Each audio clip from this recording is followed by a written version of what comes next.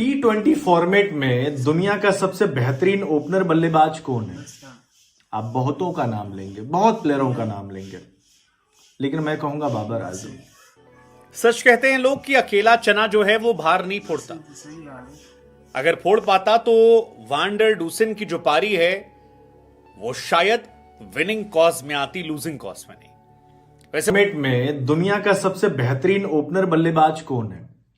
आप बहुतों का नाम लेंगे, बहुत प्लेयरों का नाम लेंगे, लेकिन मैं कहूंगा बाबर आजम। आंकड़े हैं, आंकड़े हैं, आंकड़े हैं। मौजूदा टाइम की बात कर रहा हूं मैं। इस समय दुनिया का सबसे बेस्ट ओपनर बल्लेबाज T20 फॉर्मेट में बाबर आजम है। आप आंकड़े उठा के देख लो, आपको पता चल जाएगा। हाँ, हो सकता है कि स्ट्राइक रेट कम है बाबर का, लेकिन रन्स काफी ज्यादा है और बहुत तेज रन्स है। लेकिन जो बाबर के साथ एक अच्छी बात यह है ना कि जो भी बंदा इसके साथ खेलता है, जो इनका ओपनिंग पार्टनर होता है, उसके बल्ले से भी रन्स आने लगते हैं। और पार्टनरशिप इतना जबरदस्त करता है ये खिलाड़ी, इतना बढ़िया पार्टनरशिप बनाना जानता है कि इनके सामने कोई और टिक ही नहीं पाता। अब देखिए, रिजवान के साथ तो वर्ल्ड रिकॉर्ड पार्टनरशिप इन्होंने की हुई है। 10 विकेट से हराना तो रिजवान और बाबर के लिए बाएं हाथ का खेल हो गया था। सॉरी, दाएं हाथ का खेल हो गया था, क्योंकि दाएं हाथ से बल्लेबाजी दोनों करते हैं। ठीक है। अब क्या है कि पीएसएल में सैम अयूब और बाबर आजम दोनों जो है बल्लेबाजी कर रहे हैं, ओपनिंग पेयर है। इस दौरान 2-3 मैचों में फ्लॉप भी हो गए, मतलब पार्टनरशिप में जहां पे सैम अयूब के बल्ले से रन्स नहीं आए, तो कई लोग, मोहम्मद हफीज जैसे चूतिया लोग जो है, बोलने लगे कि भाई इसको जो है हटा दो, ओपनिंग पेयर तोड़ दो, ये कर दो, वो कर दो। बहुत सारे, एक नहीं होती है, बहुत सारे है। तो वो चीज नहीं हुआ। अब पिछले मैच के बाद की ही मैं बात कर रहा हूं, बहुत सारे लोगों ने बोला कि ओपनिंग पार्टनरशिप हटा दो, मोहम्मद हारिस और सैम अयूब से ओपनिंग करवाओ। अब बाबर आजम और सैम अयूब ने आज एक वर्ल्ड रिकॉर्ड बना दिया है। दोनों ने चौथी बार जो है इन्होंने शतकीय साझेदारी की है T20 फॉर्मेट पीएसएल में पेशावर जल्मी के लिए, सिर्फ 9वीं इनिंग्स में। यानी कि बाबर और सैम अयूब ने 9 मैचों में एक साथ बल्लेबाजी करने के लिए उतरे हैं ओपनिंग पेयर के तौर पे, और चौथी बार इन दोनों बल्लेबाजों ने 100 पार्टनरशिप की है पहले विकेट के लिए। अब हम आपको बताते हैं बाकी प्लेयरों का क्या है।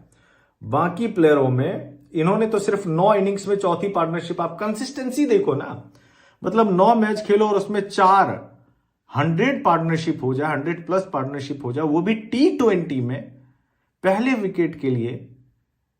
आप बोलते हो कि पार्टनरशिप तोड़ दो यार, ये ओपनिंग पेयर तोड़ दो, मोहम्मद हारिस को लेके आ जाओ। इतनी कंसिस्टेंसी कहां से?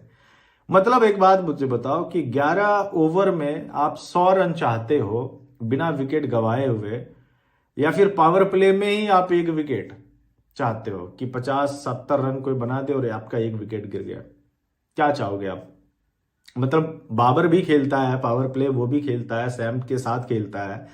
तो अभी तक तो मेरा यही रहा है, जो मैंने देखा है कि कम से कम 60-70 रन तो बना ही देते हैं पावर प्ले में दोनों मिलकर अच्छे तरीके से। तो अब मोहम्मद हारिस के आ जाने से पावर प्ले में 100 रन थोड़ी बनेगा, उल्टा आउट भी हो जाएगा बहुत जल्दी बंदा। तो सही तरीके से उनका यूटिलाइजेशन हो रहा है, लेकिन ज्ञान पादने के लिए बहुत लोग आएंगे। इसके बाद मोहम्मद रिजवान और रायली रूसो है। दोनों ने 16 पारियों में टोटल 4 मर्तबा शतकीय साझेदारी की, और इसके बाद मोहम्मद रिजवान और शान मसूद भी है। 28 इनिंग्स में दोनों के बीच में 4 शतकीय साझेदारी हुई है। मोहम्मद रिजवान यहां पे कॉमन है। इसीलिए मैंने वीडियो के पहले आपको कहा था कि दुनिया के 2 सबसे बेहतरीन ओपनर बल्लेबाज बाबर और रिजवान ही है। दोनों के बीच वर्ल्ड रिकॉर्ड शतकीय साझेदारी हुई है। सबसे ज्यादा 100 पार्टनरशिप इंटरनेशनल लेवल पे दोनों के बीच शतकीय साझेदारी हुई है T20 इंटरनेशनल फॉर्मेट में। तो ये होता है जब आपके पास बाबर और रिजवान जैसे लग्जरी प्लेयर हो, बावजूद इसके आप उनके ओपनिंग पेयर को तोड़ देते हो, बस इसलिए क्योंकि आपको लगता है कि वो स्लो खेलते हैं। आजमा के देख लो, बाबर और रिजवान जैसा प्लेयर आपको नहीं मिलेगा, कसम से बता रहा हूं मैं। आजमा के देख लो। सच कहते हैं लोग कि अकेला चना जो है वो भार नहीं फोड़ता। अगर फोड़ पाता तो वांडर डूसन की जो पारी है वो शायद विनिंग कॉज में आती, लूजिंग कॉज में नहीं। वैसे मैं आपको बता दें कि वांडर डूसन जिन्होंने 52 बॉल पर 104 रन बनाए, 7 चौके 6 छक्के मारकर लोगों का दिल जीता, यह पहली मर्तबा है कि पाकिस्तान के अंदर पीएसएल में किसी बल्लेबाज ने शतक लगाया हो चेस करते हुए और उसकी पारी उसकी टीम जो है वो लूजिंग एंड पर गई हो। पाकिस्तान में वैसे 3 बार ऐसा हुआ है कि किसी ने शतक लगाया और टीम हार गई, बाबर आजम, शर्जील और वांडर डूसन के साथ। लेकिन यह हार सिर्फ एक क्लोज कॉन्टेस्ट मुकाबले में हार नहीं है, क्योंकि इस हार को जब पीछे मुड़कर देखा जाएगा तो लोग मजाक उड़ाते हुए कहेंगे कि भैया जो जीत गया वो सिकंदर, और जो बैक टू बैक मैच दर मैच हारता जा रहा है उस टीम का नाम है लाहौर कलंदर। हाँ, बाबर आजम बन गए सिकंदर, लूजिंग एंड पर रहने वाले रह गए लाहौर कलंदर। लाहौर कलंदर ने पूरा जोर लगा लिया पेशावर ज़ल्मी के सामने कि इस मैच को बचा लिया जाए, लेकिन उनके गेंदबाजों ने जो कूड़ा करकट मचाया था, जिस तरह से मार खाई थी, वो हारिस रऊफ का ना होना आज उनको एक्चुअली में महंगा पड़ा, बहुत महंगा पड़ा। हालांकि वो मैच जीत सकते थे क्योंकि हार केवल 8 रनों से हुई है। अगर वांडर डूसन के साथ कोई भी बल्लेबाज टिक जाता या आखिर में जहानात खान जो 9 बॉल पे 13 बनाकर गए थे वो थोड़ा और मार देते, ऐसा तो शायद ये मैच अलग हो जाता। क्या पता शायद सिकंदर रजा को अगर ऊपर भेज दिया होता तो भी कहानी अलग हो जाती, ब्रेथवेट को अगर ऊपर उतार दिया होता तो भी कहानी अलग हो जाती। मेरी समझ में पिछले मैच में भी क्लियर नहीं था कि एहसान भट्टी और जहानात खान को आप ऊपर क्यों उतार रहे हो। आपके पास वांडर डूसन जैसा बैट्समैन है, आपने उस वक्त साई होप को उतारा, ठीक है, साई होप ठीक ठाक कर रहे थे, लेकिन जब एक इंपॉर्टेंट विकेट गिरता है और साई होप आउट हो जाते हैं और आपको 12 रन से ऊपर चाहिए होता है, उस वक्त आप स्पेशलिस्ट बल्लेबाजों क्यों नहीं उतारते हो? वो बल्लेबाज जिन्होंने इंटरनेशनल क्रिकेट में करके दिखाया है। आपने कार्लोस ब्रैथवेट को 2 बॉल दी, उसने 1 बॉल पे छक्का मारा। अगर आपने पहले मौका दिया होता या शायद सिकंदर रजा को मौका पहले दिया होता तो शायद कहानी अलग हो सकती थी। यह 8 रन का फासला बहुत बड़ा फासला नहीं, और अगर आप देखेंगे तो 21 बॉलों में 33 रन बनाए हैं एहसान और जहानात ने। ये 21 बॉलों पर 33 रन शायद वैसे अजीब ना लग रहे हो, लेकिन जब आप उस कॉन्टेक्स्ट में देखेंगे कि आपको 200 रन प्रति ओवर चाहिए था, वहां पर ये आपको कम नजर आते हैं। और इसीलिए मेरे मन में सवाल आता है कि शाहीन शाह अफरीदी ने क्या पिछले मैच की गलती इस मैच में भी दोहराई? मतलब उनकी कप्तानी को लेकर सवाल शुरू हो गए हैं और ये सवाल बहुत सीरियस हैं, क्योंकि आखिरी 10 मैच में शाहीन शाह अफरीदी 9 मैच हार चुके हैं T20 क्रिकेट में। लोग मजाक उड़ाने लगे कि जो हर मैच हारती है वो है लाहौर कलंदर। मुल्तान सुल्तान बनी है नंबर 1, क्वेटा नंबर 2 पर, कराची 3 पर, पेशावर ज़ल्मी 4 पर, इस्लामाबाद जो है वो 5 पर, और लाहौर सबसे निचले। हालांकि लाहौर अगर निचले पायदान पर है तो उसमें एक भूमिका सैम अयूब की भी। आज सैम अयूब का दिन था, क्या जबरदस्त पारी खेली। आज उन्होंने बताया कि पाकिस्तान में उन्हें एक स्पेशल टैलेंट के तौर पर क्यों देखा जाता है और क्यों उन्हें बैक किया जाता है। वैसे बाबर और सैम जो हैं वो जब साथ में खेलते हैं तो बाबर को भी रिलैक्स होता है और काफी ज्यादा बेहतर पारियां खेलते हैं।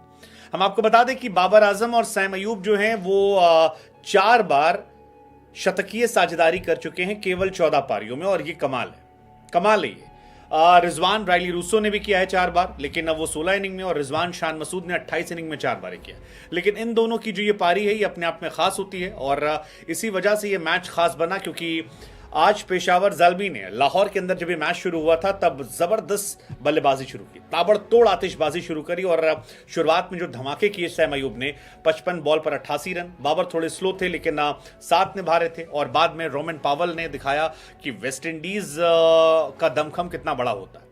आज इस पिच पर 130-140 का स्ट्राइक रेट जो खेल रहा था वो अपनी टीम के साथ बेईमानी कर रहा था, और यहीं पर मेरा सवाल शाहीन को लेकर था कि शाहीन ने क्या वहां पर एक गलती की। क्योंकि आप अगर बाकी टीम को देखोगे, मोहम्मद हैरिस 5 बॉल में 12 रन ठोक जाते हैं, पॉवेल जो हैं 20 बॉल पर 48 रन ठोक जाते हैं। बाबर थोड़ा स्लो थे, लेकिन बाबर शुरुआत में आए थे तो आप उनको उतना एक्स्ट्रा दे सकते हैं। साथ ही हारिस रऊफ का ना होना भी आज इनको परेशान कर रहा था, क्योंकि जिन जिन को मौका दिया आज काफी सुताई हो रही थी। केवल शाहीन ने इस मैच में टॉस जीता और अपनी साइड से उन्होंने अच्छी गेंदबाजी की, जबरदस्त गेंदबाजी की। 4 ओवर में 33 रन देकर 3 विकेट निकाले। शुरुआत में भी सैम का विकेट हो या फिर बाबर का विकेट हो या आसिफ अली का विकेट हो, ये सारे विकेट शाहीन ने निकाले, और उनके अलावा कोई भी ऐसा गेंदबाज नहीं था जो ठीक ठाक गेंदबाजी कर रहा हो। कार्लोस ब्रेथवेट फिर भी थोड़ा ठीक ठाक थे, बाकी सब पिटे, कोई 12 से, कोई 11 से, कोई 13 की इकॉनमी से। जहां तक बात है बाबर की टीम गेंदबाजों की, आज एक अच्छा स्ट्रोक देखने को मिला। सैम अयूब से पहला ओवर कराया, वो 3 रन गया। बाकी पिटाई उधर भी हुई है, नवीन उल हक की काफी पिटाई की है वांडर डूसन ने, वॉल्टर की पिटाई हुई है।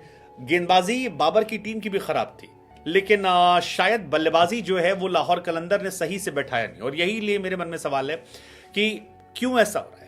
साथ ही सवाल फकर जमान को लेकर भी है। फकर जमान लगातार मौके पा रहे हैं और फकर जमान का ना चलना भी शाहीन अफरीदी के लिए परेशानी का सबब हो रहा है। शाहीन की टीम में हमेशा से दो प्लेयर थे जो उनको मैच जिताते थे, एक फकर जमान, दूसरे राशिद खान। राशिद खान बाहर हैं, फकर जमान चल नहीं रहे हैं बल्लेबाजी से और ऐसे मैचेस में नहीं चल रहे हैं जहां पर बहुत ज्यादा उनको जरूरत है। साहिबजादा फरहान जो बाकी मैचेस चलते थे आज वो भी फ्लॉप चल रहे हैं। वांडर डूसन की हालांकि पारी एक्सेप्शनल थी, आज दुनिया उनकी मुरीद है।